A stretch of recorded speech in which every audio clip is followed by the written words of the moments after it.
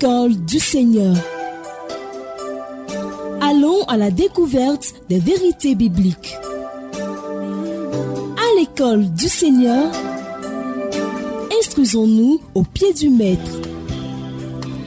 Nous vous laissons en compagnie du révérend Dieudonné Ngumbi. Quelle est l'œuvre progressive du Saint-Esprit dans la vie des chrétiens? C'est à cette question que nous répondons depuis quelques semaines. Nous parlons donc de l'œuvre progressive du Saint-Esprit. Au microphone, votre serviteur Dieudonné Ngumbi. Aujourd'hui, nous parlerons de la consolation, du témoignage et de l'intercession du Saint-Esprit. Nous commençons d'abord par la consolation. En parlant du Saint-Esprit, Jésus l'appelle le consolateur. Lisons Jean 14, versets 16 à 18. « Et moi je prierai le Père, il vous donnera un autre consolateur, afin qu'il demeure éternellement avec vous. L'Esprit de vérité que le monde ne peut recevoir, parce qu'il ne les voit point et ne les connaît point. Mais vous, vous le connaissez, car il demeure avec vous et il sera en vous. Je ne vous laisserai pas orphelin, je viendrai à vous. » Jésus parle d'un autre consolateur. Cela suppose que lui-même est d'abord un consolateur. Et l'autre consolateur dont il s'agit, c'est le Saint-Esprit. Le mot grec qui est traduit par consolateur, c'est parakletos. Ce mot parakletos peut être aussi traduit par avocat, aide, plaideur. Donc en tant que consolateur, le Saint-Esprit joue le rôle d'un avocat, joue le rôle de quelqu'un qui plaide, surtout quand le chrétien traverse des moments difficiles. Il vient pour l'aider à supporter ses difficultés, à surmonter les épreuves. Déjà dans l'Ancien Testament, l'Esprit de Dieu jouait ce rôle de conduire Israël dans le repos. Nous retrouvons cela dans Ésaïe 63, verset 14. Ce passage dit: « Comme la bête qui descend dans la vallée, l'Esprit de l'Éternel les a menés au repos. C'est ainsi que tu as conduit ton peuple pour te faire un nom glorieux. » Si nous lisons Romains chapitre 15, le verset 13, il est écrit: « Que le Dieu de l'espérance vous remplisse de toute joie et de toute paix dans la foi, pour que vous abondiez en espérance par la puissance du Saint-Esprit. » Chaque fois que la Bible parle de l'espérance dans le Nouveau Testament, il fait allusion au retour du Christ. Quand Christ reviendra, il essuiera nos larmes et nous accordera une délivrance finale, la rédemption de notre corps, pour nous faire entrer pleinement dans sa gloire. Mais tant que nous vivons sur cette terre, nous allons vivre des moments de difficulté, des moments de preuve. Et dans ce moment de preuve, nous avons besoin de la consolation du Saint-Esprit,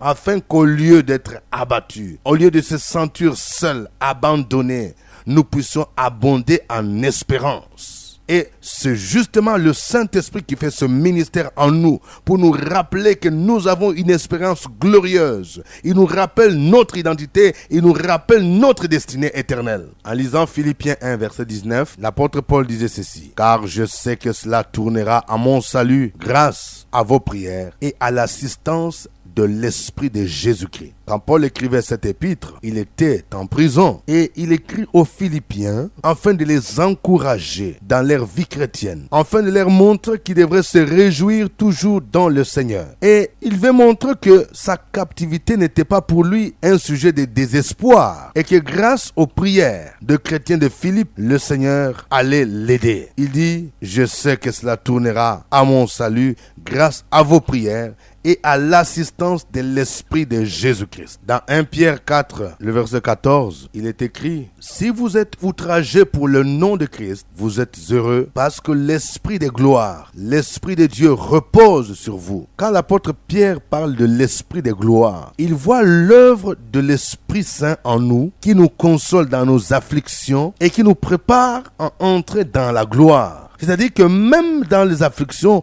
nous pouvons saisir par l'assistance du Saint-Esprit la gloire de Dieu. Et je pense que c'est ce que Étienne a saisi pendant qu'on les lapidait, rempli du Saint-Esprit, il a vu la gloire de Dieu. C'est parce que le Saint-Esprit, en tant que consolateur, était en train de le remplir d'espérance, de consolation, pour que même dans la persécution, même dans les derniers jours de sa vie, il puisse voir la gloire de Dieu. Parce qu'il a abondé en espérance grâce à la consolation du Saint-Esprit. Le Saint-Esprit ne fait pas que l'œuvre de la consolation, mais il témoigne. Parlons donc du témoignage de l'Esprit. Ce témoignage a deux dimensions. La première dimension, c'est que le Saint-Esprit témoigne en nous ou au-dedans de nous. C'est ce que nous retrouvons dans Romains chapitre 8, le verset 15 à 16. C'est pas ça dit. Et vous n'avez point reçu un esprit de servitude pour être encore dans la crainte, mais vous avez reçu un esprit d'adoption par lequel nous crions Abba Père. L'Esprit lui-même rend témoignage à notre esprit que nous sommes enfants de Dieu. L'apôtre Paul est en train de montrer aux Romains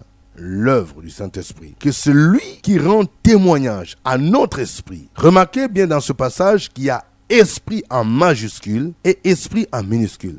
L'esprit en majuscule ici sert à désigner le Saint-Esprit. L'Esprit lui-même rend témoignage à notre esprit. Le deuxième esprit en minuscule, c'est-à-dire l'esprit de l'homme. Donc, le Saint-Esprit communique aux chrétiens l'assurance, la certitude de son salut. Et chaque chrétien réellement qui se laisse conduire par le Saint-Esprit, il reçoit en lui-même ce témoignage.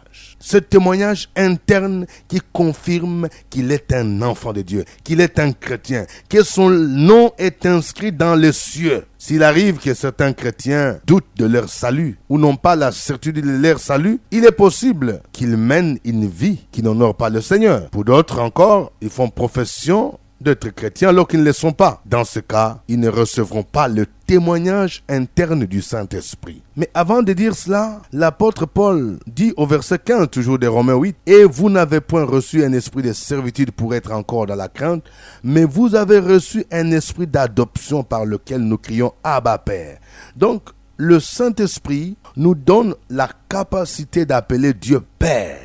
Parce que quand nous recevons Christ, nous recevons le Saint-Esprit, nous changeons d'identité, nous devenons enfants de Dieu et nous avons la liberté d'appeler Dieu Père. Et c'est dans cette logique qu'il rend témoignage à notre esprit pour confirmer que nous sommes enfants de Dieu. Le deuxième niveau du témoignage du Saint-Esprit, c'est qu'il témoigne à travers nous. C'est-à-dire qu'il utilise les chrétiens comme des canaux pour être témoins de Jésus-Christ.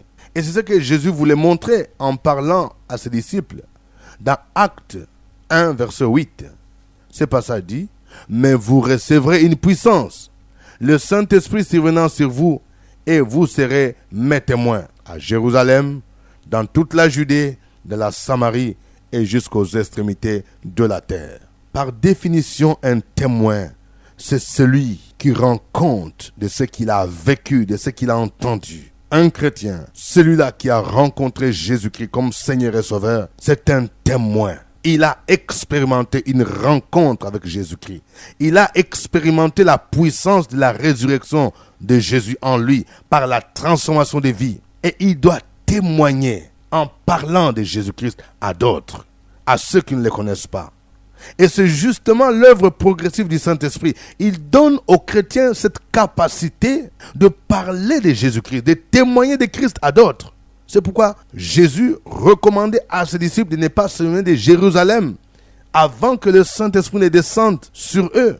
Parce que c'est lui qui les aide à être de témoins de Jésus-Christ. C'est pour cette raison que dans Actes chapitre 2, quand le Saint-Esprit est descendu, un homme comme Pierre, qui d'habitude était timide, pouvait se lever, parler avec audace, avec conviction devant une assemblée de plus de 3000 personnes pour prêcher l'évangile de Jésus-Christ. Et la Bible nous dit que quand ils eurent entendu cela, ils furent vivement touchés. Et 3000 âmes se sont données à Christ. Il n'est pas donc normal qu'en tant que chrétiens, nous croisions les bras sans parler de Jésus-Christ à ceux qui sont autour de nous. Car le Saint-Esprit qui réside en nous devrait nous pousser à témoigner de Jésus-Christ à d'autres. Et ici, Jésus montre le plan. Commencer par Jérusalem.